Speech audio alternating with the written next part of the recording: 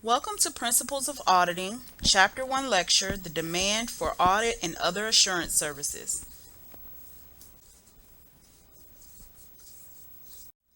The learning objectives for Chapter 1 are describe auditing, distinguish between auditing and accounting, explain the importance of auditing in reducing information risk, list the causes of information risk and explain how this risk can be reduced.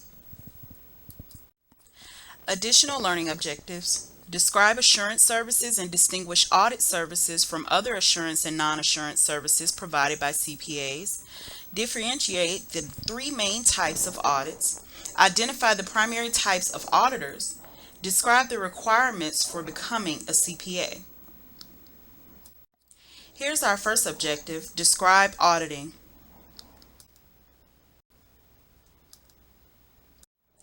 So here's where we talk about the nature of auditing. The definition that has been given in your book is auditing is the accumulation and evaluation of evidence about information to determine and report on the degree of correspondence between the information and established criteria. Simply, auditing is just the process of reviewing and investigating all aspects of a business, whether it's financial or non-financial. And generally, auditors are fully trained to just spot areas of needed improvement, any kind of potential dangers, any incidents of unethical conduct in their area of expertise. Generally, audits can disrupt the normal flow of business within any corporation, so the ability to spot and address weaknesses is very key. And spotting potential weaknesses can outweigh, temporary losses of productivity. Auditing should be done by a competent and independent person, and we're going to talk about what we mean by competent and independent in further slides. So, information and established criteria. To do an audit, there must be information in verifiable form and some standards criteria by which the auditor can evaluate the information. So when you perform an audit, there has to be information in a verifiable form, so that information can be evaluated. So some examples of established criteria could include GAAP principles, which is generally accepted accounting principles. You learned that in Financial Accounting 1. And the Internal Revenue Code. Those are examples of established criteria. That means that has been regulated, that has been put in place, and that's what accounting information and financial information should be governed by. Determining the degree of correspondence between information and established criteria is basically determine whether a given set of information is in accordance with what has been established.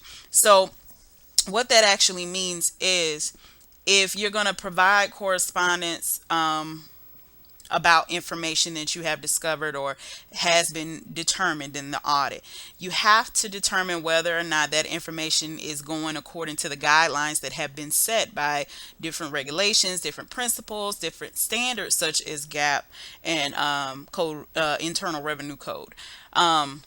Perfect example. If you had a company tax return, and that federal tax return was filed by the company, if we're talking about established criteria, that code or those set of standards that governs that tax return are going to be found in the Internal Revenue Code, and it's going to be interpreted that way. So you just basically want to have a set of guidelines to go by when you're talking about what has been established and comparing information to as such. They give you an example here on the slide: FASB and IASB. What that means is those are both sets of criteria, sets of things that have been established. So any information you find in an audit, that's what you would compare it to. Accumulating evidence and evaluating evidence. First, we want to start off with defining what evidence is. What is audit evidence?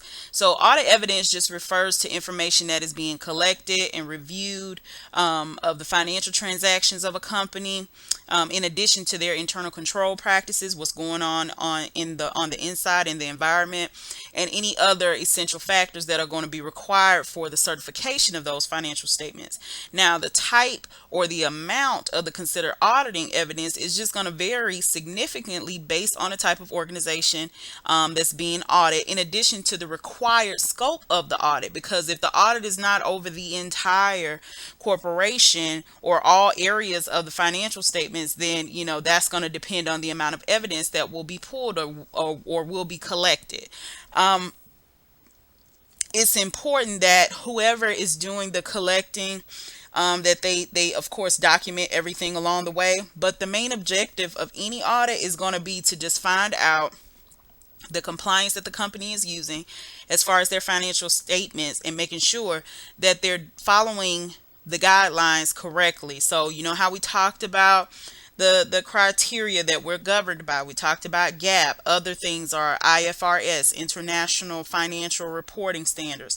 And we want to do in an audit, we want to make sure the whole goal, the objective is to make sure that they are following those regulations for whatever compliance they've decided to follow, whatever regulation they've decided to follow or that they are governed by.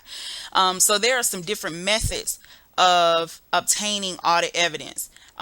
They have some here, right here on the slide: transaction data, client testimony, written communication to outsiders, observations, some other ones that you may not see.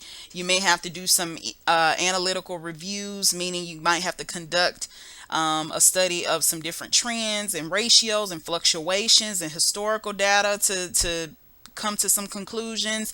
It might be some computations and evidence involved. The observation is basically the auditor looking at the processes and the procedures that have been put in place, and making determinations from that. It may be some inspection involved, meaning inspecting and checking, verifying documents and records, and even possibly some physical assets.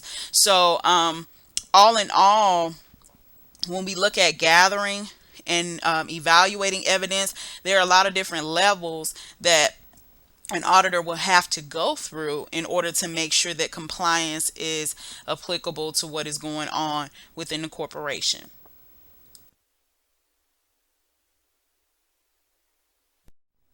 So let's talk about the competent and independent person. This is very important, just going through this entire course, because it's important for you to know the type of individual that an auditor needs to be in order to come to the proper conclusion. So first of all, they have to have competence, okay? And they also have to be independent. They have to have independence, and I'll explain that in a sec. Judgment and experience in the field. And all of those three things, those three factors, are going to allow an auditor to be able to evaluate evidence properly and come to a proper conclusion. So what do we mean? Let's just explain the auditor, okay? The auditor has to be qualified. And that's what we mean by competence, okay? The auditor has to be qualified to understand the criteria used. They have to know the types and the amount of evidence to accumulate in order to reach a proper conclusion, okay? And after that evidence has been examined, the auditor also needs to have an independent mental attitude. So what do we mean by independent mental attitude? That means that they don't have a biased opinion when it comes to the audit. That means that they're going to be able to not be biased, be able to perform the audit properly, and by no means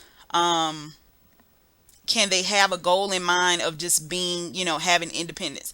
It's just important that they know that they have been brought in to do a job, and that they're going to have to be sufficiently independent in order to conduct an audit, because it has to be relied on by those who make bigger decisions, more important key decisions.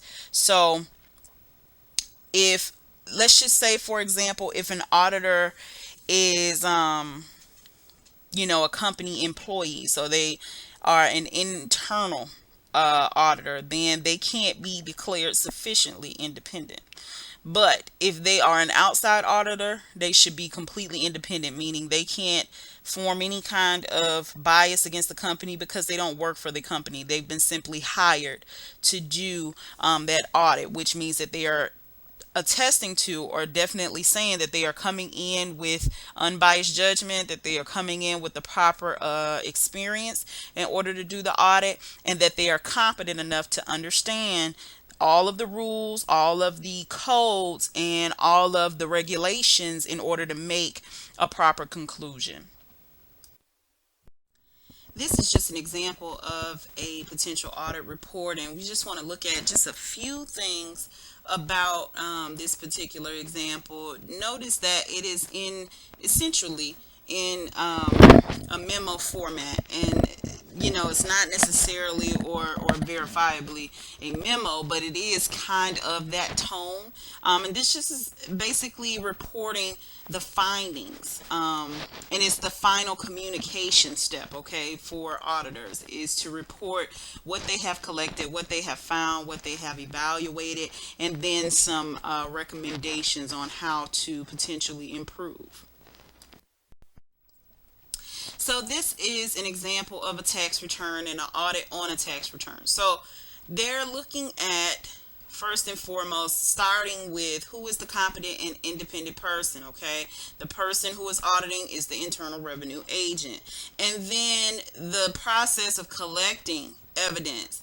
They're examining all little facets of things that can potentially lead to a justification for transactions. So they're examining canceled checks. They're examining other supporting documents that the person has sent in with that tax return.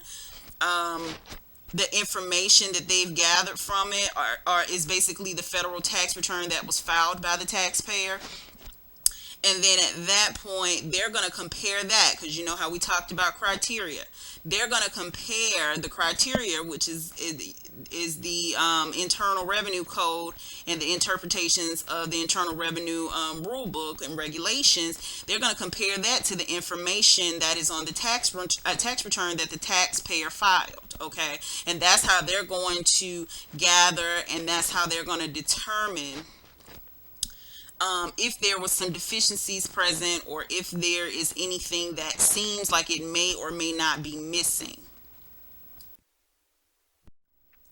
Second objective, distinguish between auditing and accounting. Let's distinguish the difference between auditing and accounting. So the accounting function is really the recording and classifying and summarizing of economic events to provide relevant information for decision makers. And that's something that you learn very, very early on in your accounting courses. Now, the rules for accounting are just criteria that is used by the auditor so that they can evaluate the presentation of those economic events for financial statements. And that auditor is going to have an understanding of GAAP or whatever the regulation is that they use, as well as the auditing standards. The accountant, however, and generally does not understand what auditors do. It's two totally separate roles. And that accountant may be involved in doing those audits, but and probably have possibly been trained as an auditor, but are not necessarily the auditor. I'm sorry. So when we talk about the role, okay, of accounting, you think about the different things that we do in accounting as far as being concerned about the accounting cycle. You think about the fact that we are in control of making entries, financial entries, that came from financial events that have occurred, right? And so once you enter that information, you are ultimately, as an accountant, using that information to develop and create financial statements that can be used for decision making. Auditing is a totally different gamut. It's a totally different aspect. Auditing is just basically the process of reviewing and investigating, different aspects of a business. It doesn't matter. It could be financial, it could be non-financial, but essentially, we talked about it. Auditors are trained to support and even spot areas of needed improvement. This is why in that audit report, there are recommendations given about what should be done to correct anything that was found in the process of collecting evidence. Third objective, explain the importance of auditing in reducing information risk.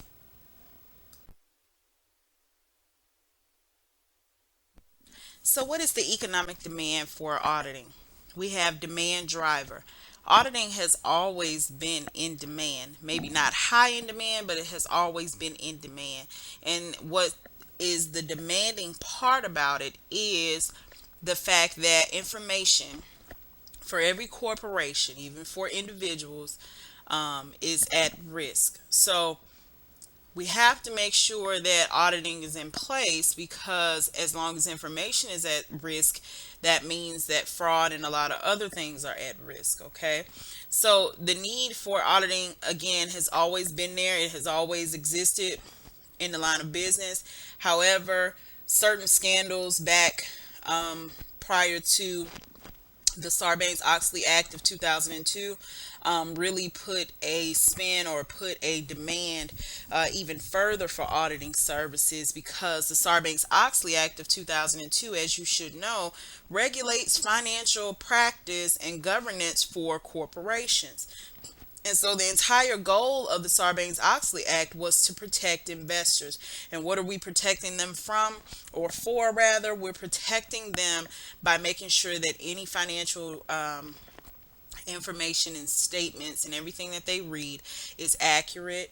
It can be verified. It can be of strength. It can be free of error and misstatement. And it just makes things more transparent for corporations because there is a lot of fraud going on. There is a lot of scandal going on. There is a lot of backdating and just violating of rules. So this is why auditing is in such high demand and can have a significant impact on the risk of information being just misused and abused and given out. And we're going to talk about information risk, but information risk just basically reflects a possibility that information upon any business risk decision is made inaccurate. Fourth objective, list the causes of information risk and explain how this risk can be reduced. Causes of information risk. So, we defined information risk as the probability or the possibility that information that is being circulated within a corporation could possibly be false or it could be misleading. And so that's why it's important for audit services to catch those types of things. And it says here causes of information risk: remoteness of information. So what that means is those corporations that sometimes tend to work remotely. They have people that have access to information abroad in other countries, in other states. That is a huge risk for information to be exposed or circulated and could potentially be false. Biases and motives of the provider. So, all that refers to is the very person that is providing the information, maybe the very person that is doing something to make that information false or misleading and then distributing it. Voluminous data. So, at any given time in any corporation, when volume of data is just so high, it is a potential probability that that information could be false or misleading or made to be false or misleading because too many hands are passing through, too many people are able to see that data, edit that data, etc. And then complex exchange transactions. So this is generally what gets a lot of the large corporations caught up in scandal and in fraud. They find a way to be creative and do crafty transactions, complex exchange transactions that involve a lot of the executives. By them making poor decisions and being creative with what they may call certain transactions or how they're going to categorize them. So this is all a part of information risk. The higher the volume of the transaction, the greater the risk of it being improperly recorded in the records. And audit is going to see that. And as far as exchange transactions are concerned, it's just going to be increasingly more and more complex. And the more complex that it gets, the more difficult it is to actually record those transactions. So, how are we going to actually reduce information risk? There are three different ways. User verifies information. Now, what does that refer to? That's going to have, its advantages and its disadvantages. The advantages of users verifying information: they're going to be able to obtain the information that they desire to obtain, and they're going to be more confident of the qualifications and activities of the person they're giving that information to. Now, the disadvantages of users verifying information is that it's going to be a high cost to obtain certain information. Even though you can get what you desire, it's going to be more expensive. And it's an inconvenience to the person that is actually distributing that information because of the large amount of users that are going to be exposed to it, or have the potential to be exposed to it. Okay, the next one is user shares information risk with management. Now, the main advantage of the user sharing information risk with management is that there would be no audit costs incurred. So, of course, if the user or the company decides to just share that information right with management, then there's no audit to be done and there's no audit cost involved. But the disadvantage of that is that the user may not be able to collect on any losses from, the sanctity of the information. And lastly, audited financial statements are provided. So the advantages of that: multiple users can obtain the information. Okay, if the audited financial statements are provided, the information risk can usually be reduced sufficiently to satisfy, the users of that information at a reasonable cost.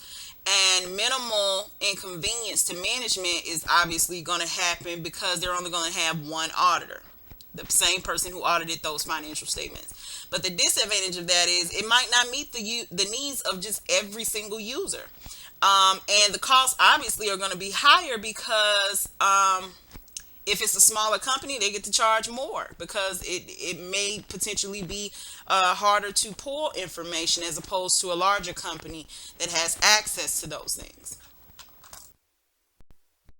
So, what is the actual relationship between the auditor, the client, which is the corporation, and the external user? Let's look at this diagram here. You got the client, right? The client is obviously the corporation that has decided to take on hiring the audit and getting that in place.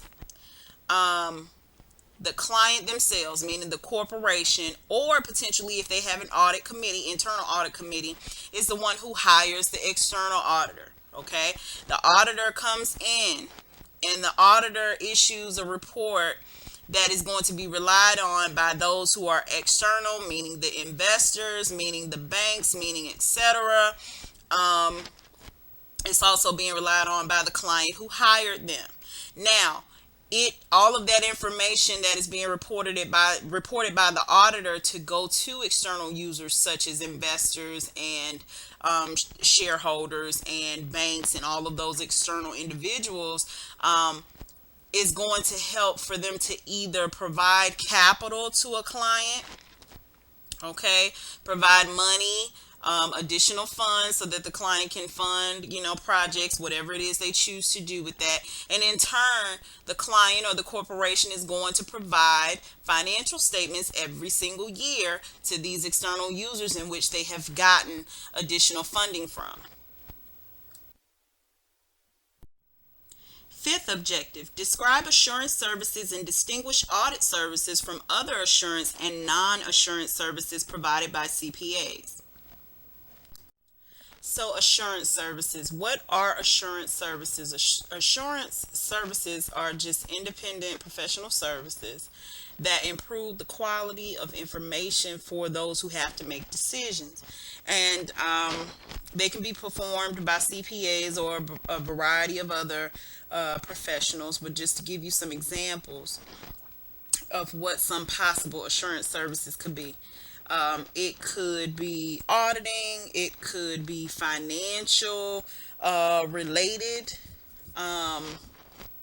it could be non-financial related, but basically those are services that are going to help any corporation improve on the type of decisions and not the type of decisions but the type of information they develop and collect and prepare for those who are external who make the decisions, or even those who are internal that make the decisions.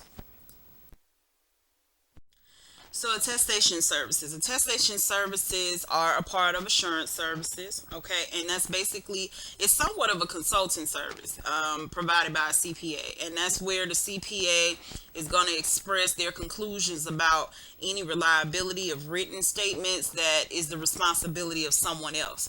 So, in other words, attestation report. I apologize. Um, Consulting service, they report consulting services provided by any advisor. An advisor could be a lawyer or a doctor or another CPA, but they basically report on the reliability of an assertion. You are asserting that this is correct, you are asserting that this is accurate, that could be potentially made by a different party.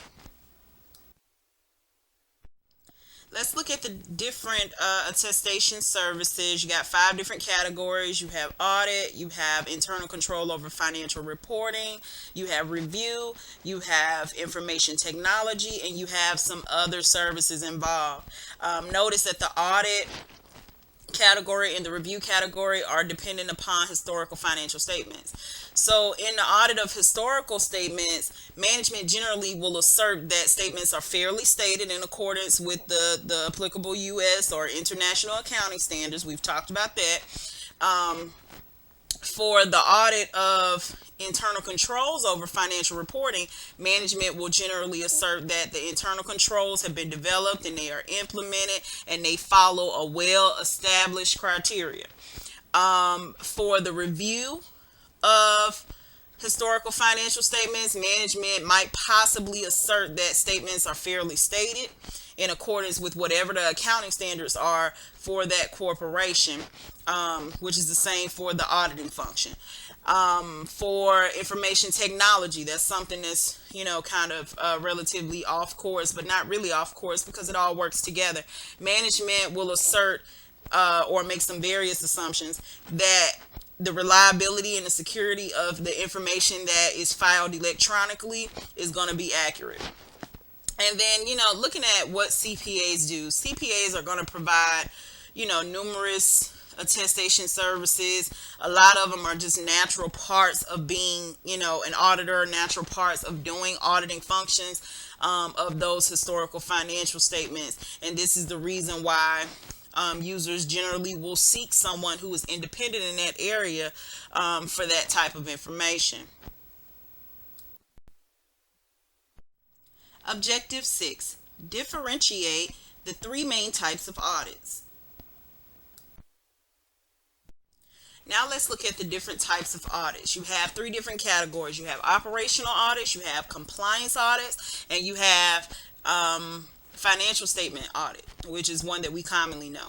So I'm going to tell you the purpose, okay, of an audit under each one of these categories, as well as the users that will do these types of audit, use the information that comes from the audit and the nature of the audit. So for operational audits, the purpose is so that you can evaluate whether operating procedures are efficient and effective. That's important, right? The users of operational audits are going to be the management within the organization. Generally, management is concerned with making sure that the company is operating efficiently and effectively. And the nature of that operational audit is just it's going to be subjective. It's not going to be a standard type of thing. It's non-standard because you're just looking at trends every single more often to make sure that everything is operating the way that it needs to. Okay, so who actually performs operational audits? Generally, CPAs are going to perform operational audits, and the reason for that is because they work closely with management on making sure that those things are done properly. As long as the corporation is operating efficiently and effectively, that's going to determine what type of profits are going to be brought in. And of course, the CPA deals with the financial statements. Okay. Um, Internal auditors might even possibly do some operational audits. Compliance audits. The purpose of compliance audits are to determine whether a client is following those certain procedures that are set by higher regulations or higher authorities. Okay, so the users that are going to use that compliance audit report are those who are putting those procedures in place internally and externally. Now, the nature of the compliance audit is just it's still not standardized, but it is most usually objective. And those who perform compliance audits occasionally, not all the time, occasionally, maybe CPAs, and internal auditors may frequently do compliance audits as well. And then you have the one that we most commonly know, which is financial statements. And the purpose of that is so that a company can determine whether the overall financial statements are presented in accordance to whatever the specified criteria is. If it's GAAP, if it's IFRS, that's the whole purpose of a financial statement audit, is to make sure that they're following those rules. The users of those audits, financial statement audit reports, are different people. It could be outside or external parties. It could be internal parties, because it's all financial data. Everybody has to use it for the form of decision making. And the nature of financial statement audits is highly standardized, meaning it happens almost frequently. Okay. CPAs obviously, of course, do financial statement audits, um, and internal auditors as well do financial statement audits.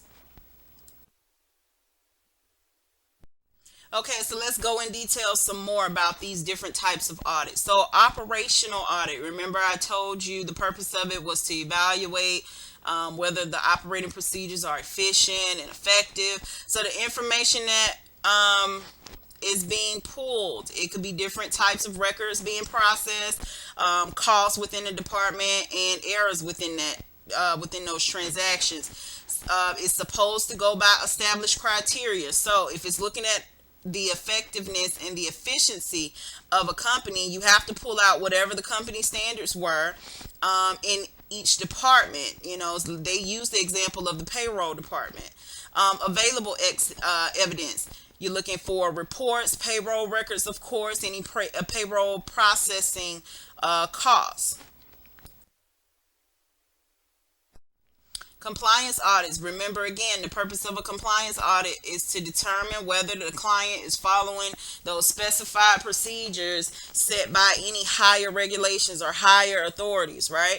So, an example, determine whether bank requirements for loan continuation have been met. In other words, if you go to a bank and you get a loan, are they following the compliance in making sure that you meet the requirements for getting that loan?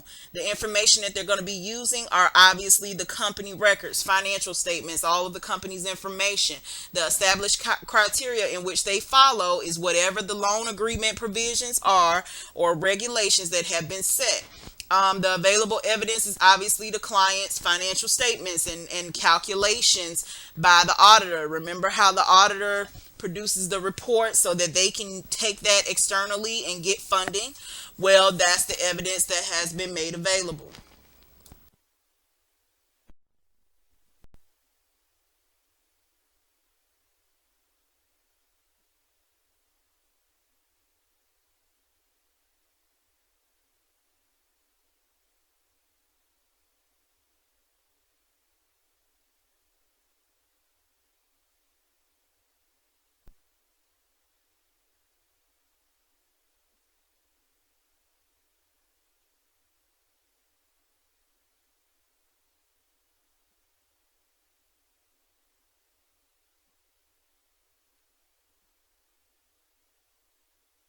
And then, of course, you have audit of financial statements. The example is a company's financial statements. This is something that is done frequently on a yearly, sometimes quarterly basis. The information that they're using is that company's financial statements. The established criteria, obviously, that company follows the GAAP procedures or the GAAP principles for creating their financial statements, and the available evidence is any kind of documents, the records, any outside sources of financial transactions, errors, etc.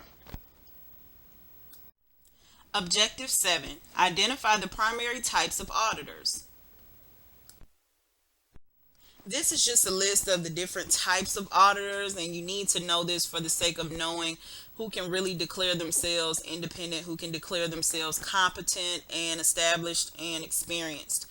Certified public accounting firms, so basically CPA firms, obviously can do audits. Governmental accountability office auditors, internal revenue agents. We talked about that with them auditing tax returns, and internal auditors, meaning they have been hired by the company to internally audit on a more frequent basis than what an external auditor would do, and also collaborate with the corporation on hiring external auditors, which we also spoke about.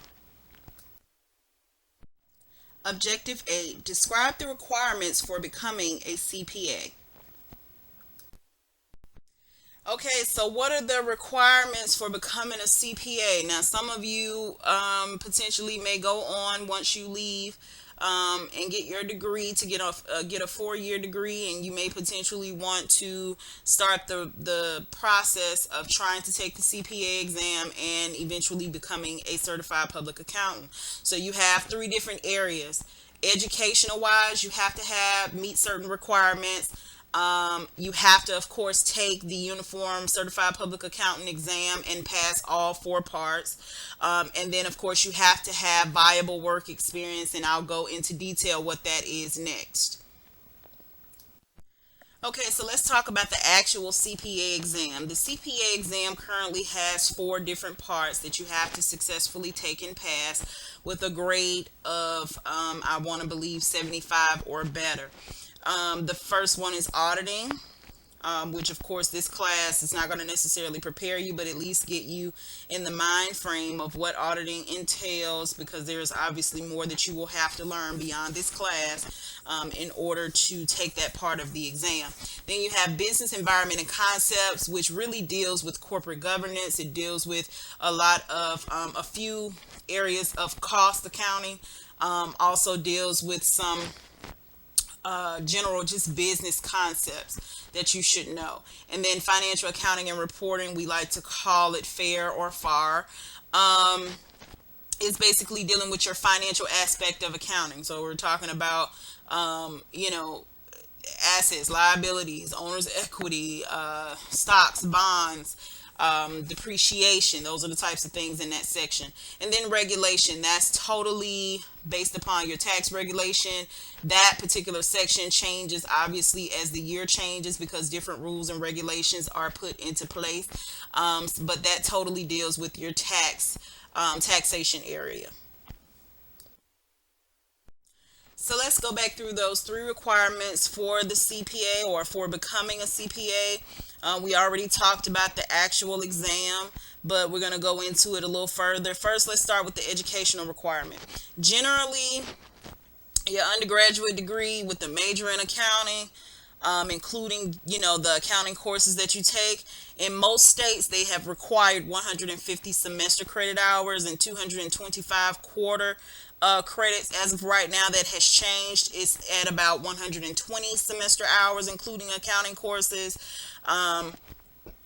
And I think about still maybe 215, 210 with the quarter hour credits for just the license. Okay. And that's, again, it's going to vary by state. I know for the state of Georgia is 120 semester hours. For the actual exam, again, there's 4 parts: auditing, FAIR or FAR, regulation, and BEC or business environment and concepts. Some states, not necessarily Georgia, but some states may require a separate ethics examination. Experience requirement. This book, of course, this is not current for this year, but it says varies widely from no experience to 2 years, and that's going to depend on the state.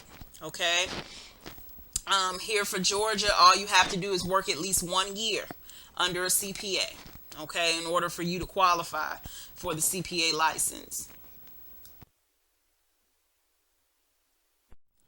So that is going to conclude our lecture for Chapter 1, the demand for audit and other assurance services. Thank you so much for watching.